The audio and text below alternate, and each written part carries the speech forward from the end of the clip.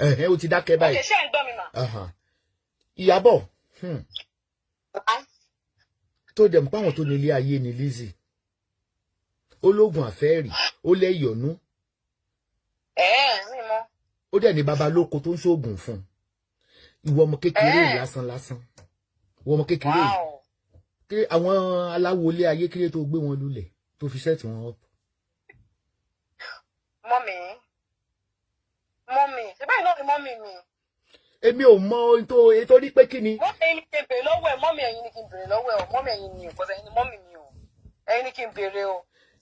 Ó dẹ̀ mọ̀ pé ẹni yìí kò fi oògùn dúdú babaláwo oṣù àtàjẹ́ kò fi bò lórí social media bó ṣe ń ladìyẹ ló ń lo pẹ́pẹ́yẹ ó ń lajá ó ń lẹ́lẹ́dẹ̀ ó máa ní àwọn ìyá àwọn ò ilẹ̀ ni mo pè kí ló dé tí ìwọ tí orí nágánágá ìwà àdògán ṣẹpẹtẹrì awọ òbò kí ló tó fi bí ìyá aláwo wa lulẹ̀ tó fi set ẹ̀ up. Mọ́mì. Ṣé ká sọ fún ẹ ní ìsìn wípé oògùn àwọn àjẹ́ tó ń fi ń ba yéèyàn jẹ́ yẹn kò jọ ẹ́ lójú kọ́? Mọ́mì, there's something called back to sender. Bóyá àwọn ìpè tó ń ṣe ló padà sí. Padà sórí line torí ò ní lè dáhùn ẹ̀ torí court case gẹ́tùn padà sórí line tó yìí mo fẹ́ sọ̀rọ̀ fúnra mi. Abóní tó fẹ́ sọ ni. Mo ní kó o bọ́ sí bíbá yìí pé kó o mọ̀ bọ̀ lórí line mo wí. Okay, mo rò pé ní kí n kọ́ lẹ́yìn. Bọ́ sí bí ni. Lọ́kẹ́. Ṣé ẹ fẹ́ ká parí ìjà ni ṣé ká má ṣe kéèsì mọ́ kí n gbàgbé ẹ̀ kí n fílẹ̀? Nǹkan tó ṣẹlẹ̀ ni wípé èmi ò rò pé kéèyàn lóhun oògùn ajágá jìgì ìwọ fẹ́lẹ́fẹ́lẹ́ yìí ìwọ òbó bàbá mi lò bàbá jẹ́gẹ́jẹ́gẹ́ torí bí ò rí kó sọ pé olóògùn rí ó gbé babaláwo wárí ògbóṣó àtàjẹ̀ wárí tó ṣàbọ̀ àdàbí promansi ó wá gbé ìyá tiwa tó gánú ayé ó wá gbé lulẹ̀ ọ̀rọ̀ burúkú ni kí ẹ tó lò lágbára nílé ayé òun lè bí òkè wò òun lè bá yéèyàn jẹ́ oníkìní kan ìwọ gẹ́gẹ́gẹ́gẹ́ àdògún òbò ó sì gbé ìyá aláwo wa lulẹ̀ ó sẹ́tẹ̀ ọ́. Inú ilé mo wọ̀, mo wá ṣọ́ọ̀bù gan ni lọ́jọ́ tó ṣẹlẹ̀. Mo wá ṣọ́ọ̀bù nígbà wọ́n gbé mi kàn rí náà ni mo bẹ́ ṣe rí mo ṣe rí mi mo kókó ń pẹ̀. Èmi àfojúdi sórí bíbà tó so olóògùn dèké ni o iṣẹ́ tí mo fẹ́ ṣe gangan nìyẹn ó so olóògùn dèké. Mọ́mì ṣe mọ̀ kó tó ṣẹlẹ̀ kọ́ sí mo fíò ni pé mo rí mọ́ sí mi lójú ọ̀run. So bóyá mọ́mì ló lọ jà because mi mọ̀ mo ti pa chicken fún ọgọ́ mo ti jẹ́ lé ní pẹ̀lú gold bag. Wọ́n dàbí mọ́ sí lójú èmi kọ́. Gbọ́dọ̀ ó ti jẹ́ pé gbogbo àwọn tó bá ti gbógun tiẹ̀ bàbá kan ló pa lẹ́nu ọjọ́ mẹ́ta tán pariwo tó dọ́jọ́ méje fún ẹ. Torí pé kí ìtìbítìlísì tó ti disappoint mi torí pé ó ti fi kanjọ́ ọmọ mi rí mo nífẹ̀ẹ́ pẹ̀lú bó ṣe lágbára lé ayé tó ìwọ lásán ò rẹ̀ gbé lulẹ̀ pẹ̀lú set-up. Kò wá yẹ kó sọ síta ni kò yẹ kó ìtìjú ni ogun ti. Ìyá Ìyábọ̀ la máa bèrè lọ́wọ́ ẹ̀ Ìyá Ìyábọ̀ dẹ̀ ti kú báyìí mi ìmọ̀ mo ṣe máa fi hàn ibi kọ́ ọmọ mi mọ̀ kọ́kọ́ pẹ̀. Ṣé o sọ pé ayé ìwọ ló yẹ kó sàláàtì tó sàláàtì?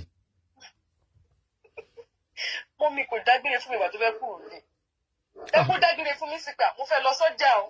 Èmi bẹ́ẹ̀rù ẹ o Ọlọ́run ní pé kí n dúró nínú kírísì ò bá ti gbé mi gan lulẹ̀ o. Ẹni tó jẹ́ pé òun ló ga jù gbogbo Nàìjíríà ẹni tó lóun gata rò pé oògùn yẹn ń ṣiṣẹ́ gan ó dé bí wó lulẹ̀ ó sẹ̀tẹ̀ ọ̀pù. Mọ́mì mi ìyẹn bàbí leaf pé òun wọ̀jà ọ̀nà tó bá sọ fún mi pé ó máa lọ sọ́jà màá ní láìláì because èmi ò kí ń lọ sọ́jà. Ó jẹ́ pé ọkà àwọn public figure kí n lọ dùn mọ́ta.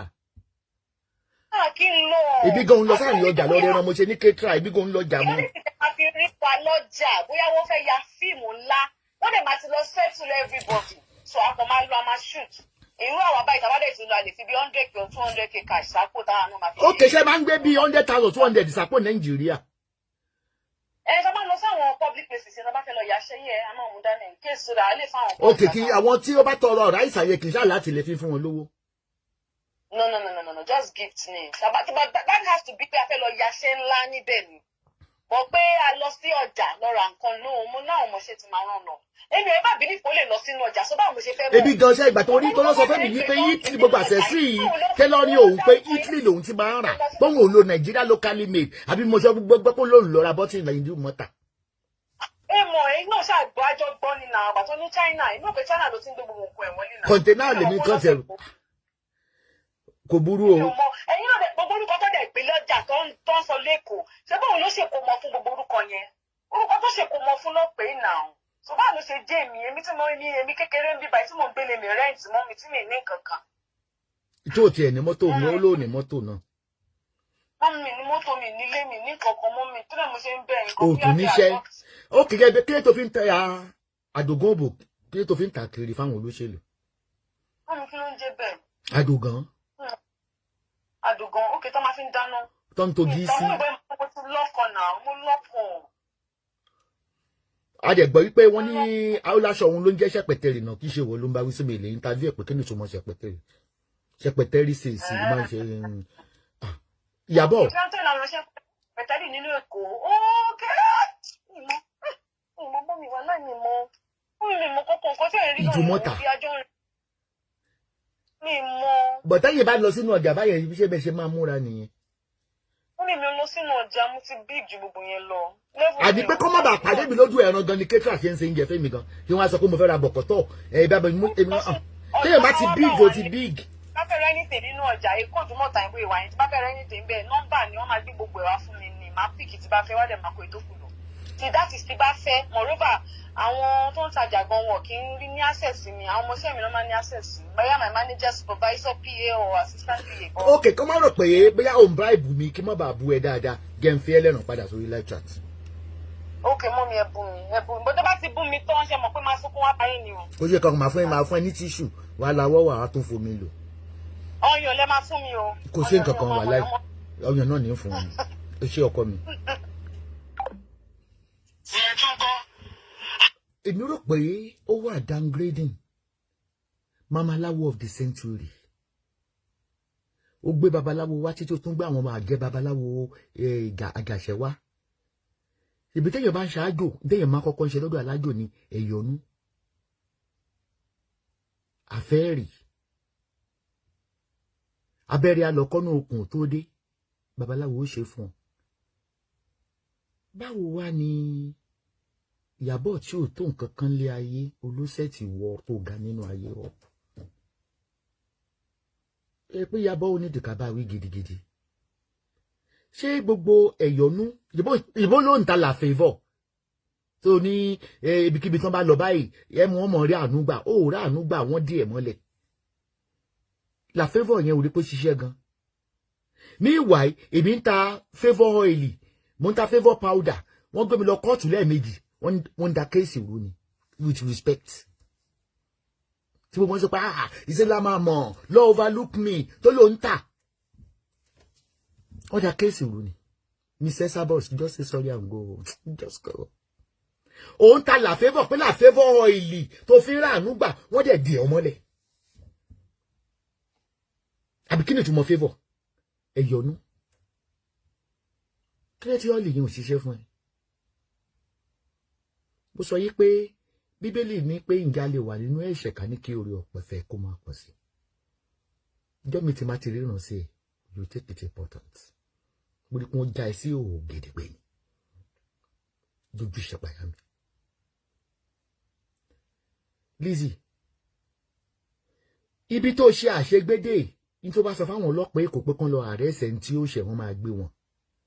èmi rò pé ó yẹ kán fi ẹ̀rìn tọ́yàyà ẹni tó jẹ lówó gan tó gbá gan kó rí ẹ báyìí kó tún ṣe good afternoon mà wọ́n má dì ẹ́ mọ́lẹ̀.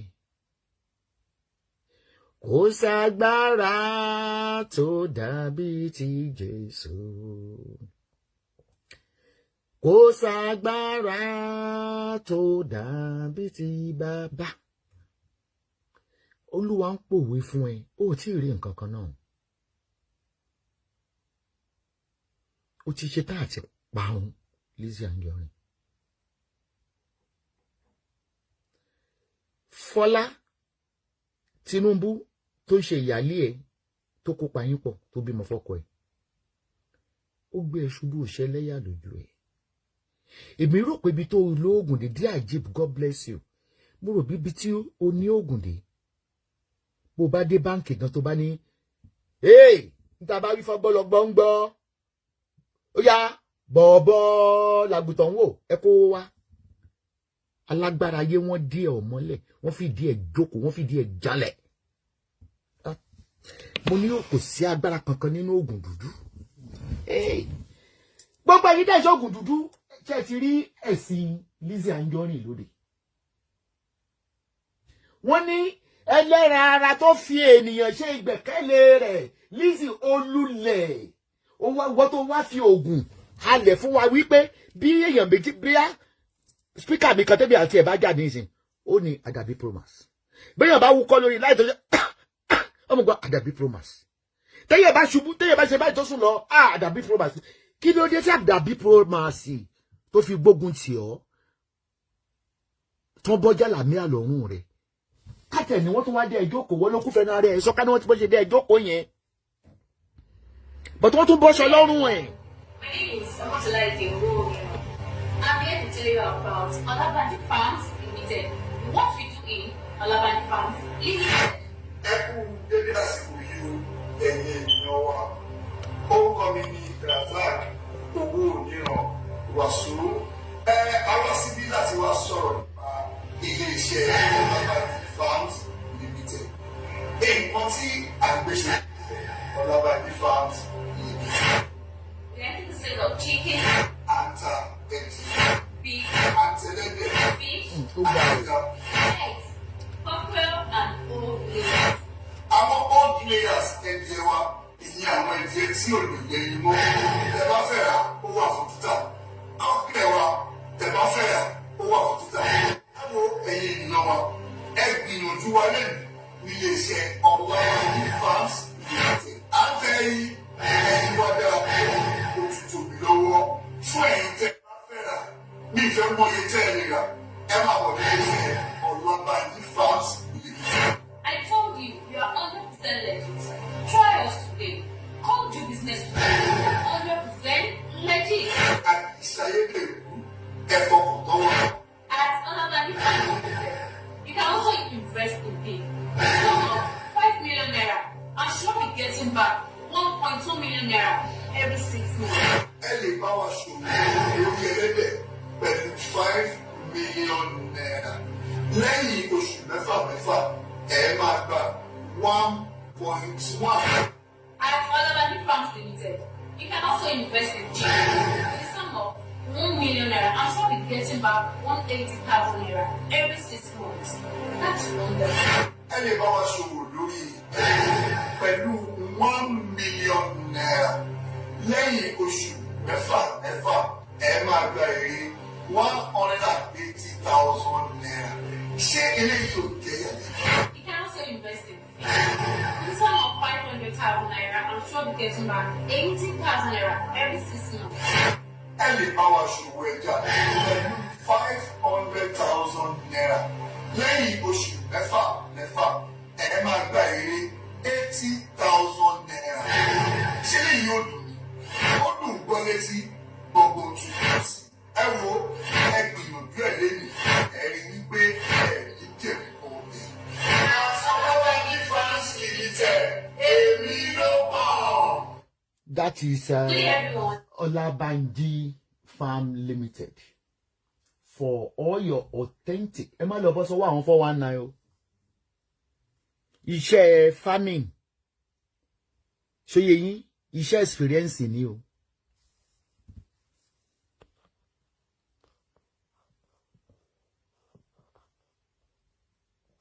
Iṣẹ́ experience ni o. Iṣẹ́ téèyàn ń ṣe láàrin ọdún kan. Ta lóun ṣe investment. Tẹ́ ẹ bá sunkún náà lórí social media. Á bá yín dá sí nítorí pé á dẹ̀ tún fi yín ṣe yẹ̀yẹ̀. 21 years experience is not a joke. That is Olabandi Farm Limited. Bí mo ṣe ń bọ́rọ̀ mi lọ. Ìyàbọ̀ ó set me up. Mo rò pé ó sọ pé ó lágbára ju Ìyàbọ̀ lọ ni. Kódà gbogbo àwọn tó ṣe Àdàbí promise fún olóòjó kò sórí odó ó pè ìyá ẹ àwọn ìyá ẹ dà. Ṣé mọ̀ pé ó tún wá fẹnu kó bá rẹ ká ní pé ìlà favour ṣiṣẹ́ fún ẹ kò yẹ kán tó bọ́ṣọ lọ́rùn ẹ̀. Ó ní wọ́n bọ́jà làbí àtòlò. Ọmọ tó pè lẹ́yìn ọ̀nà ni. Abẹ́rẹ́ alọ́kọ́nù okùn tó dé ló ń jẹ́ favour. Lẹ́yìn ilé ẹjọ́ ra là favour. Wọ́n ní ara ẹni ní tí wọ́n ń dún ta tí wọ́n ń yẹ̀wò kí ló tí là favour. Tún jẹ́ kán tún lè fi ọwọ́ kan rẹ̀ kán bọ́jà ó ní wọ́n bọ́ gbogbo aṣọ jàlábí àtòwò. ìbínú Ọlọ́run ní gbogbo tó ń ṣẹlẹ̀ sí. Fáráò ní ẹ, the next one tó máa ṣẹlẹ̀ sí ẹ kọ́lọ̀ mọ́ jẹ́ kó mú ẹ̀mí ẹ̀ dání. Adédèjì, God bless you. Ó ní gbọ́mọ sí, ó ní gbáyà sí, ó ní gbéṣẹ́ sí, ó mọ̀ lọ sókè, ó mọ̀ lọ sókè, òkè òkè lẹ́yẹ ń fọ̀n. Thank you for the star. Kébèrè òfàjà.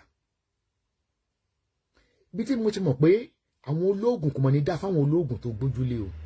Òfò ni ó ṣe àwọn ológun tó gbójúlé. Ẹ̀dẹ̀ wú ọmọ arẹwà actress tó ganú ayé, ẹ̀dẹ̀ gbà pẹ̀lú àwọn oògùn tẹ́ ń ṣe fún un. Ẹ̀ ń gba adìyẹ lọ́wọ́ ẹ̀ ń gbẹran lọ́wọ́ ẹ̀ ń gba màálù ẹ̀ lásán. Jẹ́gẹ́jẹ́gẹ́ òbò àdògán sùn lẹ́lẹ́. Àlòkù mílò.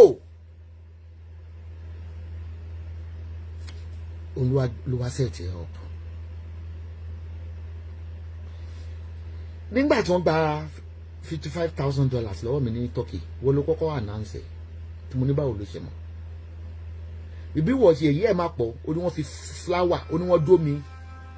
No calling, no calling, no calling. I don't want calling. No calling show. If you call me, I'm going to block you. No calling show.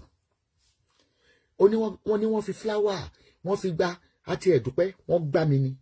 Ìwọ gbáyàn ni. Kí ló fi yàtọ̀ sáwọn tó gbá mi ní Turkey? Oṣù mẹ́fà ó máa ń ṣe yẹ̀yẹ́ ẹ̀ lọ ni. Ó ti lulẹ̀ Àdàbí Promax táwọn ṣe fẹ́ sábọ́ọ̀dù wọn ṣe gbà gbọ́ná. So Àdàbí Promax tó ti ṣe fún gbogbo àwọn ìkókó ó wá pawọ́ pọ̀ wọ́n fi kí wá tún ṣe ẹ̀sìn inú ilé, ẹ̀sìn ìdùmọ̀tà, ẹ̀sìn àárín ọjà. Kí ló fi yàtọ̀ sí wéèrè tó rìn lọ sínú ọjà? Then nígbà tó lọ ṣọ́ọ̀bù yẹn, ó borí wọn ló borí délẹ̀, ó máa ń bo ẹsẹ̀ gan, wàá wọ socks kó má bàa dẹ̀mọ̀ tẹ́sẹ̀tẹ́sẹ̀.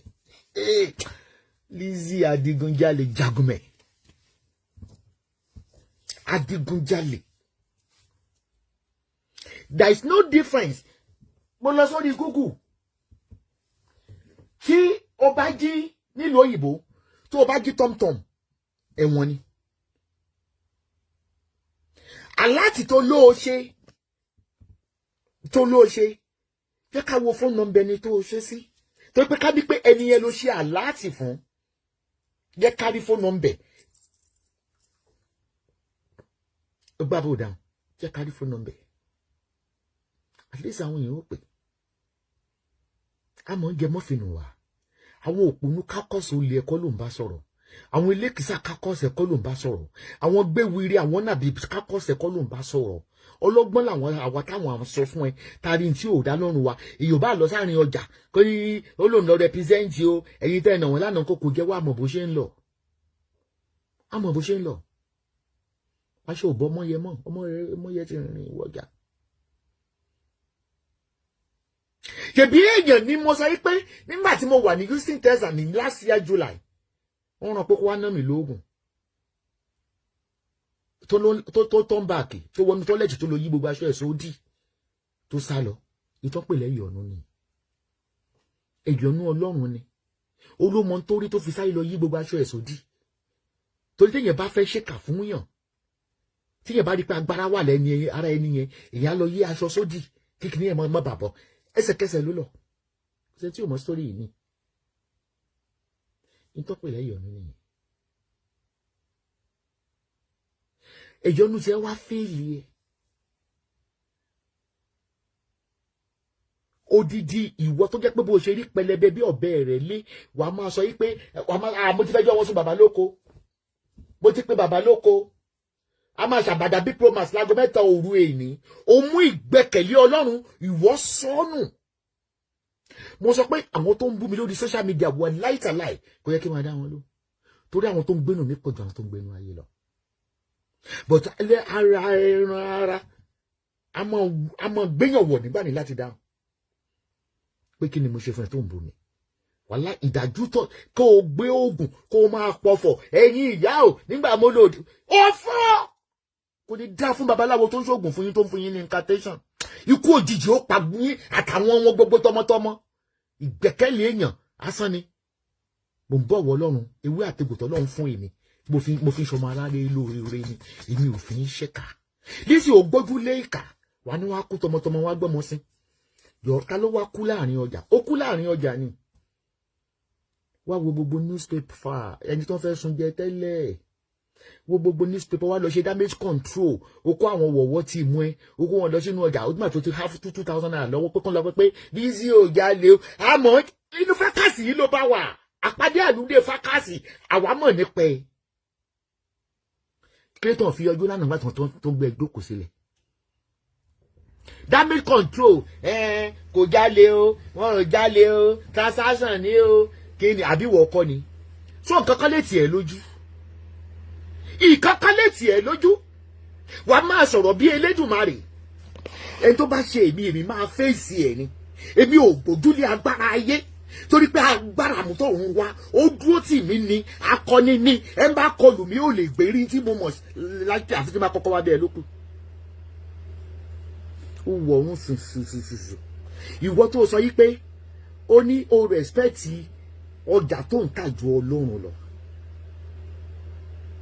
ó ló rẹ̀spẹ̀tì ọjà tó ń tà ó tún wá ní ó ní forgiveness is a sin pé kọ́lọ́run ó gbọ́ ó kúkú gbọ́ Lizzy ìtẹ́mi tó rí nípa ẹ̀ ṣèbó lè lùjà ó ṣe máa rìn òwò dáàrin ọjà pé mò ń tẹnu bọ̀ torí àwọn orí kan wà yìí ò gbọdọ̀ pè wọ́n níbi ní tí a ò rí níjọ́ ta ti ń ṣe fákàsì ọ̀dọ̀ Lizzy Anjorin láti rí bú mi ń bú ọ ó mú owó lára àwọn spíkà tó ní kó lọ́jà fún ẹ nígbà tí a wà lọ́dọ̀ ẹ̀ ó mú owó oníkẹ́ni yẹn wà ní Germany yẹn Kwame ó ní kó fún ẹ ní àkáǹtì ó dẹ̀ gbé àkáǹtì màmá ẹ̀ fún ẹ ó sọ 50,000 níbẹ̀ ìyáde báǹkì ọlọ́pàá mú yà mọ́lẹ̀ ó ti fún ẹ pé ó ní kó sọ pé ìyá yẹn ṣe internet fraud kò sí àṣegbè ìdájọ́ ẹ ti ẹ̀ yá ní tó ń ṣẹlẹ̀ sí ẹ lọ́wọ́lọ́wọ́ kò sẹ́ni tó ṣẹlẹ̀ sí lórí social media yìí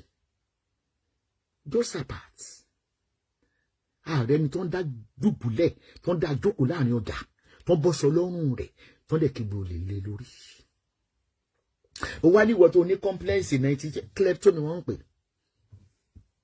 kleptoni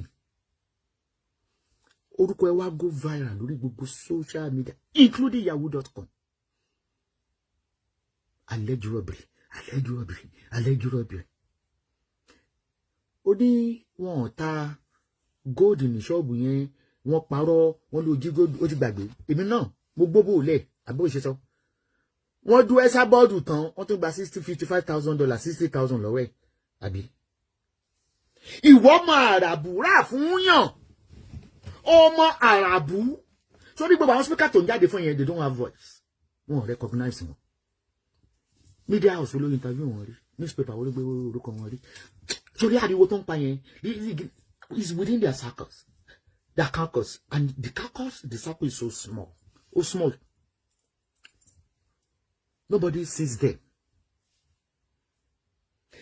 wọ́n rú nǹkan tí Yinka TNT ṣe tí any small speaker bá ṣe anybody ò ní wo rẹ̀ tí any small speaker tí ó bá popular bá ṣe wàhálà kérúbù ò ní jáde ẹ̀yẹ́kẹ́ni speaker tó lọ ṣe é rí pé wọ́n ní dá ló irú èmi tí mo lórúkọ ò gbọdọ̀ ṣe ẹ tó bá lórúkọ ò gbọdọ̀ ṣe ló ti jẹ́ kó ogun Yinka TNT kò pọ̀ it's not how long is how well ìbí wo máràbù ṣe fún yàn àbó máràbù ṣe fún yàn ó ní wọ́n fi onígbà tó ń gbé flower fún mi tán wọ́n tún wá dómi wọ́n tún gba $60,000 lọ́wọ́ nù ṣó wà bẹ́ẹ̀ bá tó ń dómi wà ń ṣàlàyé you go explain tire di ajib olóríire di ajib thank you sis God bless you UK ó gbẹ̀yìn o ẹ mọ̀ lọ rí gbogbo ẹni tó wá ti ẹ fún mi star o nípa lẹ́tà tó ẹ mọ̀ pé bẹ́gí mi má yẹ kán bú mi wípé ẹbí tàwọn náà ní 50 cent wọ́n fún wọn ẹjọ́ o ẹjọ́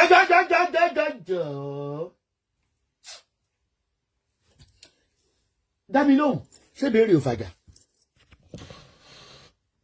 wà mú àwọn vendors ni wọ́n máa gbọ́mọ sí ni wọ́n máa ṣe kinní kan ni kó o kúkú wá kú lẹ́sẹ̀ ó lè mọ́ báyàn lórúkọ jẹ́ ni newspaper tó ń gbé alleged robbery ni wẹ́dà ó já láti àtàláàtì náà àtẹ tó fẹ́ gbẹrù lórí èèyàn ó lè ní olè tó mọ̀ pé ká lóò tí ì ṣe tẹ́lẹ̀ wọ́n lóò ti ṣe rí dáadáa ó ṣe ní Saudi ó ṣe ní Gambia. orúkọ ọmọ níjogún lé o àkìtàn níjogún ọkọ̀ èèyàn bá kó jọ ọmọ níjogún lé o àkìtàn níjogún ọkọ̀ èèyàn bá kó jọ torí pé ilé tẹ̀rí yẹn Ọlọ́run ló kọ fún ni ká tó kọ́lé èèyàn ara rẹ̀ ìṣẹ̀ṣẹ̀ ọjọ́ kan. ẹni tó lówó ọ̀jẹ̀ mọ̀ sùn wọn ná wọ́n tó kó àjọ fáwọn lè fàjọ ṣòfò akájọra fún ẹran kó bá dọ́wọ́ ẹ owó tó nǹkan wọ́n bọ̀ wá owó tó nǹkan ọ̀hún náà ọgbọ́dọ̀ owó tó nǹkan níbi tó ní ìtumọ̀ tó lápẹ̀rẹ̀ tọ́lọ́jọ́ wájú ni o. PS Homes and Properties ló ní kí ló ń lówó nígbà tó rí ibi tó fọkàn balẹ̀ láti ralẹ̀ kí ló ń lówó nígbà tó rí àyè tó gbẹnu létítì láti ralẹ̀ kí ló ń lówó nígbà tó rí ilẹ̀ tó pààlà pẹ̀lú Newtown Estate ìlú tuntun kí ló ń lówó tó lè tètè ralẹ̀ mẹ́ ilẹ̀ tí náà rẹ̀ kò ju ìṣẹ́jú márùn lọ sí Cornell University Ìbàdàn yọrò bọ́ọ̀ ralẹ̀ kọ́lé tàbí ralẹ̀ kọ́lé iṣẹ́ àròyé àdílẹ̀ rà níbi tó fọkàn balẹ̀ ti dópin Green City Estate bó ṣe residential bó ṣe commercial ó wà ń bẹ̀ residential 500,000 commercial 1.8 million Green City Estate ìṣẹ́jú mẹ́jọ níbẹ̀ sí railway station and the new inland dry port 80-minute drive sí University of Ibadan 30-minute drive sí ọjọ́ Ìbàdàn níbẹ̀ yẹbẹ̀wò rẹ̀mbẹ̀wò wàyíká bẹ̀wò kówólé kọ́lérò ní Green City Estate telephone 08082212130 tàbí 08053309480 email pshomeproperty.com rálẹ̀ fọkànbalẹ̀ kọ́lé pẹ̀lú fọkànbalẹ̀.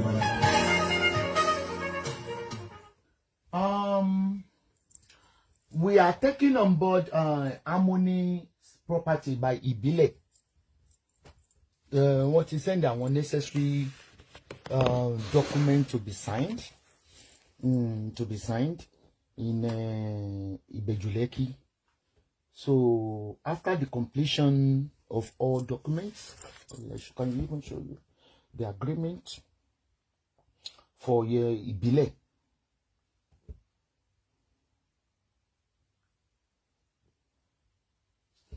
This is their contract form. You can see their contract form, Said Ibile. I don't want his phone number to show anyway.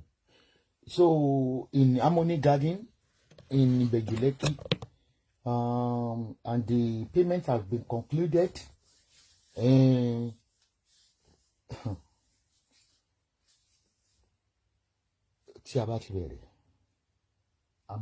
waiting for them to accept the authorization. I mean,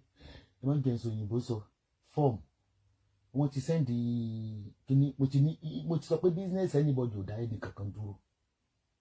Business lágbájá ilẹ̀ tí lágbájá ó tà kò dá anybody dúró. Ẹ̀ka Esabod ó pọ̀ ni. Torí in case àwọn tó bá fẹ́ ra ilẹ̀ sí àárín ìlú.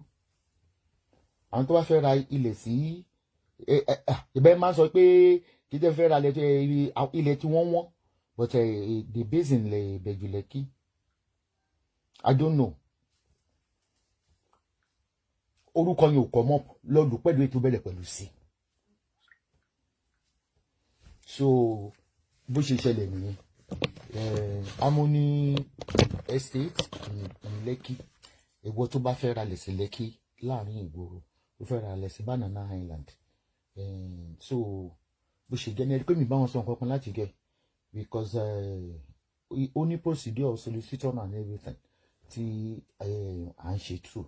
So tí àsìkò bá dé á jẹ́ kí ẹ mọ̀ ẹgbẹ́ pẹ̀lú owó yín wá ọjọ́ òyìnbó l'Esabod wọ́n ń dù lọ́tún lọ́sì wọ́n ń dù ní ojú àwọn ọdẹ tẹ̀yẹ fò láì ṣe kìnnì láì fi àpàkàrà wọn. Gẹ́gẹ́ bí mo ṣe sọ owó bàbá ẹnìkan kí ìbílẹ̀ ìdílé ń bí báyìí ó ní owó bàbá Harmony Mọ́sádi Olúwa yes Harmony ìbílẹ̀ ọ̀gbẹ́ wọn ti rí fọ́ọ̀mù yẹn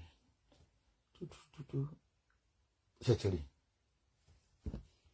bá mi nì ṣe pé wọn lè sẹ́ndì lẹ́ẹ̀kan náà 10 million òyìn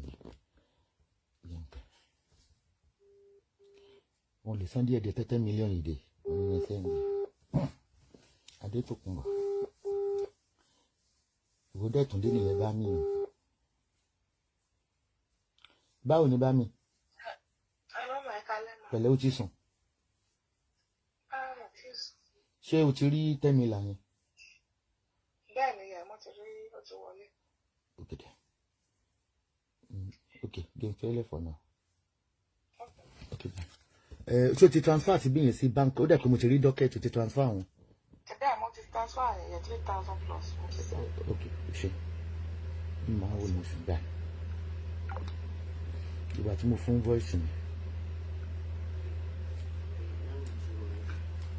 Torí payment 3,000 plus wà lówó yẹn. Mi mọ̀ pé méjì ló san ó sẹ́ndì tàkùkọ́. Ló mọ́ mi ẹ̀ka sọ ma. Ilé ìdí kan mo rí mo á rò pé 1,000 plus ni. Ó wá fún mi léṣe pé. Tọ́mà 3,277 mo send sí yín 2,000 kan àti 1,277 kan pé ọ̀nà méjì ni gbogbo ẹ̀ ni mo ti send yẹn 3,277. So máa pè lẹ́yìn ọ̀sán yìí pé wọ́n náà ti forward ó jẹ́ pé tí kejì kẹta bá ti wọlé ẹ̀rí ẹ̀ǹkan jù ni. Ìbílẹ̀ ló ń sọ̀rọ̀ yẹn. Ẹ ti gbọ́ voice mi ní pé ẹ̀ pọ̀pọ̀. Àjèrè bí ìyá mi so àdúgbò fọlọ olùwàdó ti ń ma. Bó ṣe rí nìyẹn. Esabod rules the social media. Ibo owó. Ebú tí yín owó ló ń dà fẹ́mi. Ẹ ti sọ yí pé ìgbẹ̀yìn mi ò lè dá. Látọdún kẹwàá náà ó yẹ kí ìgbẹ̀yìn ẹ̀ gan-an kó ṣe kínní. Ọlọ́run ò ṣe é cheat. Orúkọ táyé ń pè ọkọ lórúkọ rẹ. Mo ní wọ bú mi kí n mọ lògo rẹ. Bá ṣe ń rọ́nu PS náà la máa rọ́nu Harmony níbẹ̀ jù. Yẹ̀pẹ́ yìí ò yẹ kàn máa ń bá Esabod jowú pé gbogbo wọn gbé advert for Esabod. Èmi ní kọ́ńtẹ́ǹtì. Ìjà lẹ́yìn wá jà. Ìjà gbogbo ṣáàtì yóò sì lè ju Esabod lọ. Esabod aláyé bàjẹ́ mo ní ẹ fi lẹ́yìn mà ní ìjẹ́. Ìjẹ́ má ní ìjẹ́ bẹ́ẹ̀.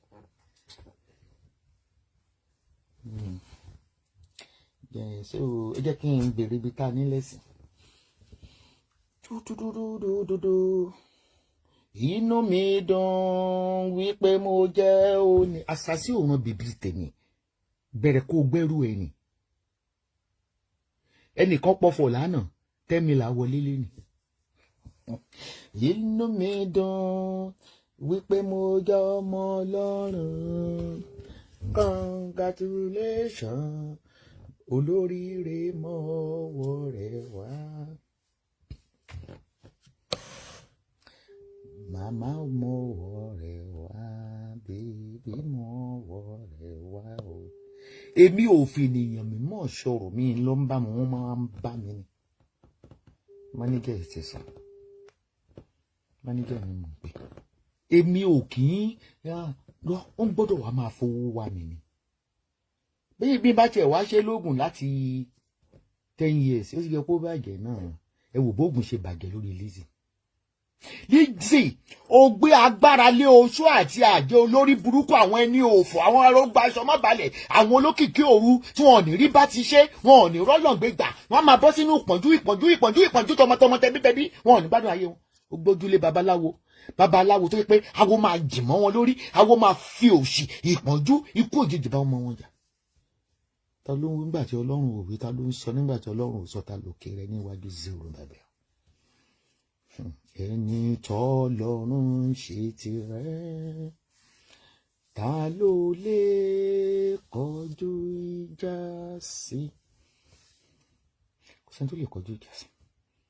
Mo ní tó bá ń ṣe èmi máa ń láì kókó a ní mo ní kó fa àwọn èèyàn tó ń ṣe àdàbí sílẹ̀ kọjú sẹ́mi àtàwọn ọmọ mi.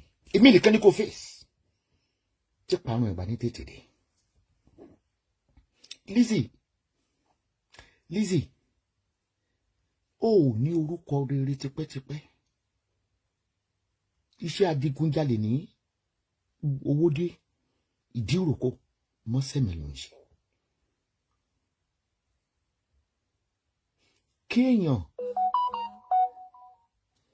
èèyàn kò sẹ́ni tó ń lé ọ olóò wá sórí social media láti lé Esabod kó dominate ó mọ nǹkan kan ṣá tí Ọlọ́run ò bá lọ́wọ́ sí mi sí ìrìn àjò mi lórí social media wàhálà èmi náà pọ́n láṣọ bí àparò bíi ti yín ni màá di ẹdun anílẹ̀ bíi ti yín ni kì í ṣe mímọ̀ ṣe èmi Ọlọ́run ló lọ́wọ́ sí Ọlọ́run ní orúkọ tó ń pè mí ìṣe tèmi orúkọ tẹ́ ń pọ́ mọ́ mi ìṣe tèmi ìjọ fi lè jẹ́ orúkọ wọn ní pé àdàbí wà lóun ládàbí lórí èèyàn lísì gbàgbọ́ àwọn speakers tó kó wa jáde pé kájà fún ẹ o tún wá lòun lo àdàbí lórí wọn kò lè ṣiṣẹ́ orí ẹ̀ ló ń lọ ọjọ́ kan wọ́n ti pé wọ́n ti jà fún ẹ tí wọ́n ti gbèpè nítorí ìtì ègbé ni fún ẹ nígbà yẹn mo sọ fún ẹ olùbí mò ń ṣeré ni ó aretí ẹ lálẹ́ àná ó tún lóun máa ṣe olóńgbé àdàbí bọ̀ pé òru ló fẹ́ gbé wá olóńgbé àdàbọ̀ bọ̀ ní òru àná pé gbogbo àwọn tó fi ẹ́ ṣe ẹlẹ́yà sọ ẹlẹ́yà máa ń dún ẹ̀ akànkẹ́. Thank you, my darling DG. Every human being must leave this world. Lizzie Anjorin, I'm personally reporting you to God. Every day you must be the result of the wickedness. Exactly. Ushegane DG. DG, God bless you, my darling.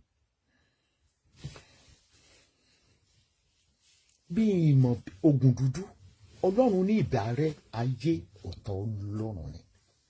Ìwọ wá dórí social media fẹ́ kó gbogbo speakers láyà jẹ yọ gbogbo àwọn speakers tó wá ṣe àdàbí fún èwo ló ti kó gbà wọlé ó kó gbogbo fọ́tò ọmọ wọn òun lu ṣẹ́rẹ́ òun dẹ́gẹ̀ lé wọn lórí òun ṣe kinní kan mo bí ẹ léèrè ìwé nínú gbogbo àwọn speakers tó ṣe àdàbí tó ti sá àwa ti sáyìn ká ní àdàbí ẹ dẹ́rùbà ó tún ní tí ọ lánàá gbogbo àwọn tó ṣe ṣóò fún ẹ òun gbádàbí bọ̀ lóru kò ní dá fún ẹ kò ní dá fádàbí àdàbí tó jẹ sí òwò láàrin ọjà Lizzy olè ló lè ń jẹ ó kàn wá dùn mí yí pé èmi ò wá ní sọ pé sùlẹ̀lẹ̀ ṣẹpẹtẹrì àbí ìṣe ṣẹpẹtẹrì ni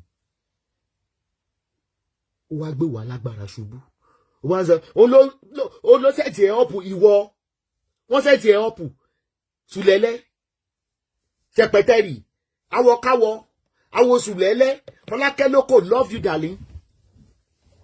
Ó ní mo ṣe kọ́ pé Ìyábọ̀ ṣé bí kájàká kú ni ẹrù Ìyábọ̀ gan ti wá ń bẹ èmi gan àjàbá èmi ò ní iṣẹ́ ẹ o jọ o olúwẹ̀rí máa gbọ́ òjò ẹ̀yin ìyá wa nínú igi ìrókò Ìyábọ̀ Òjó dákun o bí bá ti ṣẹ̀ ṣàkàn pè mí pé màá mi mọ́ mi wọlé màá kúnlẹ̀ ìkúnlẹ̀ ìyáfẹ́sẹ̀ mi babaláwo tó ló kù láàrin ọjọ́ méje ńgbà kan àní ọjọ́ kẹta ló sọdá tó kú jọ o ẹ̀bẹ̀ ni o Ìyábọ̀ ẹ jẹ́ ń kúnlẹ̀ fún tèmi yìí ni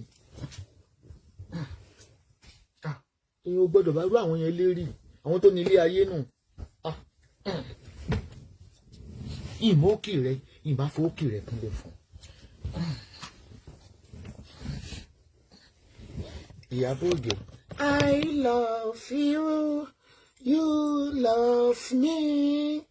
We are happy family with a great big hug and kissing from me to you.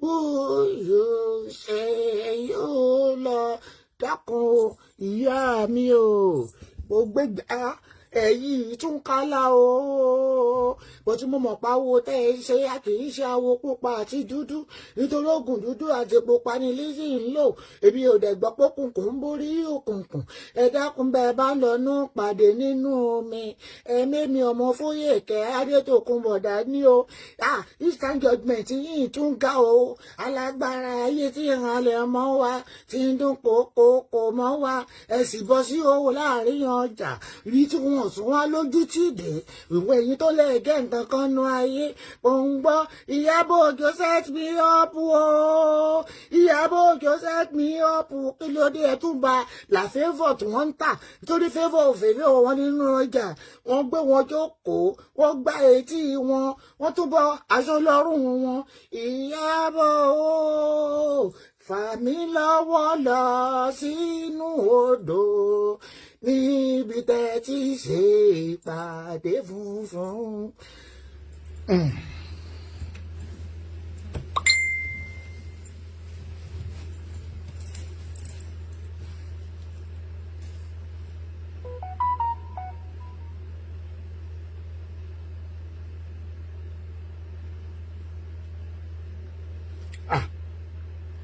agbára kọ́ lọmọ kékeré agbára kọ́ lọmọ kékeré mi ẹ mọ̀ ṣe sọ́rí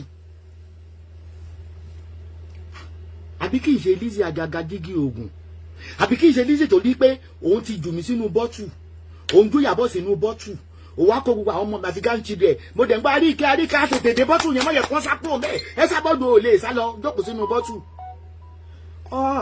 Ìyábọ̀ tó wà nínú ìgò ó ṣe ti alágbára nídùúmọ̀tà wọn já sí kólóbó.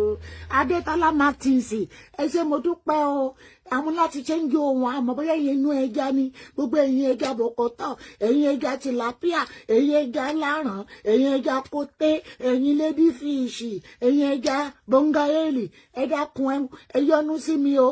Ìyábọ̀ tìlápíà dákun sọ mí di mọ́ńkẹ́rẹ́ o ẹja láràn nínú odò ìyá omi mo bẹ̀ ọ́. Oníkálùkù ní lẹ́wọ́ agbára náà lèmi ń lò sínú dùn àwọn ọ̀tá mi gbà ẹ jẹ́ ń kọrin fún un ìgbà tí àbí yà wèrè lórí social media ìsáyé. Lizzy gbé agbára ayé ẹyẹ yẹn ó ń bùn gàràgàrà ó máa sọ yí pé òun ti fẹjọ́ sùn. Ṣé bí mo ṣe kúnlẹ̀ ní ìsìn tó bá máa jáde aládàbí promax gbogbo nǹkan aládàbí promax bẹ́ẹ̀ ṣe báyìí aládàbí promax ló ṣiṣẹ́. Ìgbà mi tí kò bá fẹ́ gbé mi lórí live chat máa ń gbé síkùn ni tó ti máa fi aládàbí promax ni. Màmá wa ẹlẹ́yẹ bàgẹ́bàgẹ́ tó lọ jalè ní Ìdúmọ̀tà o àwọn ẹlẹ́yẹ dojú tì yín.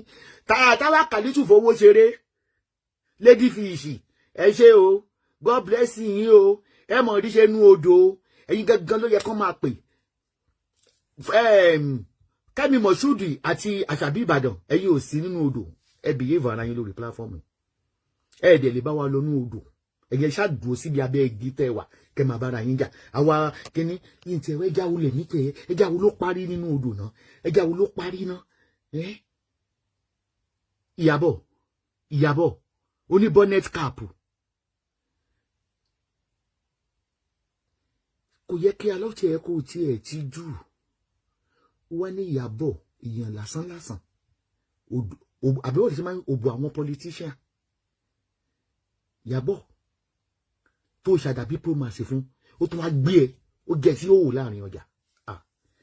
Ètè mi yé mi tí mo fi kúnlẹ̀ o ẹjẹ́ mọ kúnlẹ̀ o bí n bá rí Ìyábọ̀ lójú alégé gan bó bá ní kí n mú ẹnu mi kí n fi mọ láyẹ̀pẹ̀ yìí mọ̀ ńlá ni o kàkà kí n ṣe ọ Ìyábọ̀ yín blọọkì ẹ ni yóò pọ̀dún kẹjọ tí mo ti mọ̀ ní yín kàn blọọkì ẹ ni kàkà kí n ṣe ọ ebi ọmọ pàgbára ẹ ti go corporate báyìí tí orí pé mo reverse ní nǹkan mẹ́sàn ọdún ẹ̀ mọ́ ìjọ tó ti pa babaláwo tó wá dájọ́ fún ọ ebi sí ìpẹ́ ṣe èèyàn ẹnu burúkú ẹnu rẹ́sọ̀ ẹnu ń dá wáyà yèmí ìpẹ́ búyàn wọ́n sì máa sọ pé ẹ̀mọ́ sùn Esabod o orí pé mo sá fún mi fi bẹ́ẹ̀ kọ́mẹ́ǹtì mọ́ ní iṣẹ́ ẹ̀ mọ́ odidi babaláwo tó di kíní tó ní òun kú ajá Naomi Olúbàdàn God bless you òun kú òun rí kíní kan máa rò pé tó kún bó mọ̀ pẹ́ búyàn wọ́n mọ̀ sọ pé nítorí pé kò jọba ń pálásì eléyìí jọba lọ o ó dà pé Ọ̀jájá lo lágbèjì kan pé ṣèbí ẹ̀yin nìyá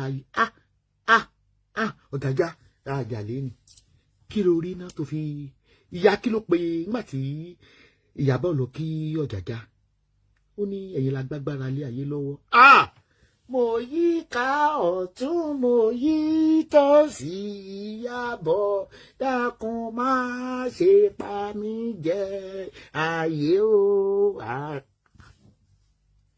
odidi Ọmọlára Afọlábí God bless you wọ́n bá mi fowó bí ẹ̀ ni o gbogbo àwọn tó fún mi sàlera lé àwọn fíṣìsì ẹgbẹ́ ẹ̀ ni o sórí èyí Ọmọlára Afọlábí tó bá wò dáadáa ọ̀bọ̀kún ni nínú odò ẹjọ́ ọ̀bọ̀kún ẹjọ́ nítorí Ọlọ́run o ẹ ṣáà máa mú mi dání tẹ bá ti ń lọ ní odò irú agbára ti ìwú mi o pé agbára ká máa rí ìrànlá kan fẹ́ mi mo rí i pé ọmọ yẹn ṣẹ̀sìn mo dẹ̀ wá wọ́ọ̀nù ẹ̀ ó dẹ̀ ṣẹlẹ̀ ní kò pé ọ̀sẹ̀ méjì.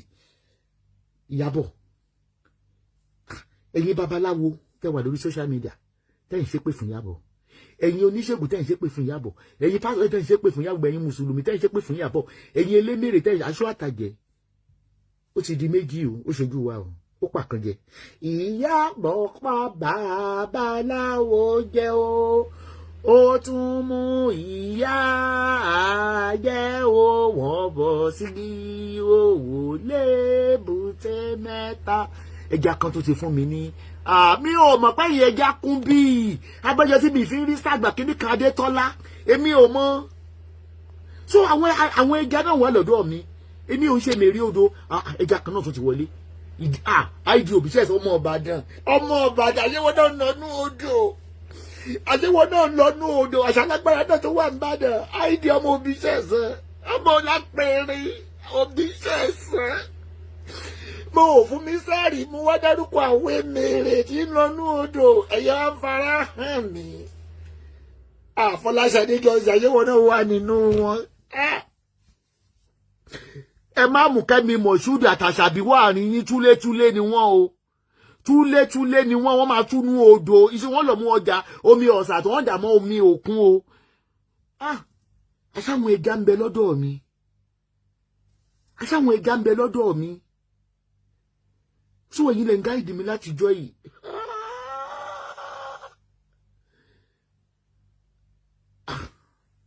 Ẹ wá mọ̀tẹ́tùn bá wa ṣe. Ẹ̀yin ẹja, ẹ bá wa lọ wọnú ẹpọ̀n Tinubu, ẹ lọ wọnú ẹpọ̀n Tinubu, kẹ̀kan sí báyìí kẹ wọnú ẹ̀, tí ẹpọ̀n ẹ̀ bá tó kérègbè kó lè tún dáhùn láti tún foreign exchange, láti tún Nàìjíríà ṣe. Ẹ má wọnú rẹ inú ẹpọ̀n ẹ̀ ní o. Ṣé eré tó fi ń travel kiri yẹn ẹ wò ẹ gbé síbi kó má lè gbé tán dìpòdìpò yóò jókòó lè orí bẹ́ẹ̀dì. Ta ló tún tọrọ owó lọ́wọ́ Iyabo pẹ́ ní tí ń fọ mi? Ẹja wo tún lélẹ̀? Kẹ́mi Mọ̀ṣúdù ó yá padà. Kẹ́mi Mọ̀ṣúdù alele dìdìrín ó fẹ́ jọ ìyẹn ẹja, ó fẹ́ jọ ìyẹn ẹja. Èmèrè ìdí ọ̀pẹ ìdí igi ni. Bó wà tí àṣàbí ọjọ́ bẹ́ẹ̀ máa sọ pé èmèrè igi làwọn. Èmèrè igi mo sọ pé èmèrè iná lè ní fáyà ni mi. Ẹ wo Kẹ́mi Mọ̀ṣúdù ó fẹ́ jọyìn. Iyabo ẹ̀ mọ́ mú wẹgbẹ́ o. Tatún ni ẹja tó tún kọ́mẹ́ǹtì kọjá yìí. Kẹ́mi Mọ̀ṣúdù ò lè join. Wá tàṣàbí Ìbàdàn ẹ̀ lè join. Bọ̀tẹ́ ó ṣe àdúrà ẹ̀ ó gbà o. Ẹ mọ̀ rí ṣe lábẹ́ igi o. Igi ọ̀pẹ ò ní wólú yìí lórí o. Bọ̀tẹ́ ẹ̀ lè join. Mo sọ́rí. Adára wa mọ̀. Wọ́n ti gbé mi wẹgbẹ́. Wọ́n ti tẹ́sí mi ní ìsìnká láràn ni mi máa ń kẹ̀rẹ̀. Ẹ̀yin tí ẹ̀ ń gbọ́ mi. Ǹjẹ́ o lẹ́tọ̀ọ́ kí Lizzy sọ pé ẹni tó ń bully for very long time tó ṣe tatún ní ẹja tó tún wọlé, ta ló tún fún mi ní star ní ìsinyìí? Ṣé Fọláṣadé Johnson kò tún nìyẹn ni? Okay, fún mi star láti fi ọ̀dẹ́ mi Taofika ẹwà Àṣàbí Ìbàdàn. Taofika ayé yìí ó dánú odò Àṣàbí Ìbàdàn ṣàkíyèsí bí ọ̀rà. Ìwọ àti Mọ̀ṣúdù ẹ̀ lè wọ̀. Ìdí ọ̀pẹ yẹn náà ni kẹ́ máa lọ. Ṣé gbọ́? Ìdí ọ̀pẹ yẹn ni kẹ́ máa lọ. Gbogbo ẹ̀yin ẹlẹ́ja tẹ́ fún mi ní kinní omi àárọ̀ yín o, omi ò nípa yín lórí o, àjọbára wa pẹ́ nínú omi o, àti Iyabo kó wa lọ yìí o. Kọ́lọ́mọ jẹ́ àlìmọ́tù ẹlẹ́ja ìyàwó oṣù lẹ́lẹ́ àlìmọ́ ọkọ mi. Èmi náà mọ̀. So ẹ̀yin ọmọ mi o, ẹ mú mi wẹgbẹ́. Kémi náà káwọn ọ̀tá mi kó máa já wọn sí òwò lọ́jà. Gbogbo agbára omi tí olórí wa mo ti wọ ìwà nínú yín. Olórí wa o, omi gangan lélẹ̀ ẹ̀yin máa pariwo omi ẹ̀yin fẹ́ẹ̀kì. Wo Kẹ́mi Mọ̀ṣúdù torí ó fi 500 star lẹ́ o náà ń kígbe omi o. Bóyá kígbe omi Àṣàbí náà ṣe omi tẹ̀lé. Tó bá dẹ̀ ṣe ìyá Àṣàbí dẹ́ni sómi ni ẹ́. Can't get down. Omi yálé Àṣàbí omi yálé. Ó ní wèrè. Ẹ jọ̀ọ́ o ẹ̀yin ẹlẹgbẹ́ wa àlejò ni mí mo ṣẹjọ́ yìnyín ni. Àwa bẹ̀ olórí wa ẹja kongahe tí ń ṣe Iyabo Ojo tó mú alágbára ológun òjìgíjàgà Fọláṣadé Johnson ẹ̀yin èèyàn mímí èdè sọ sí mo máa ń bú àwọn tó máa ń sọ pé ó mi ò ọ̀ọ́ta o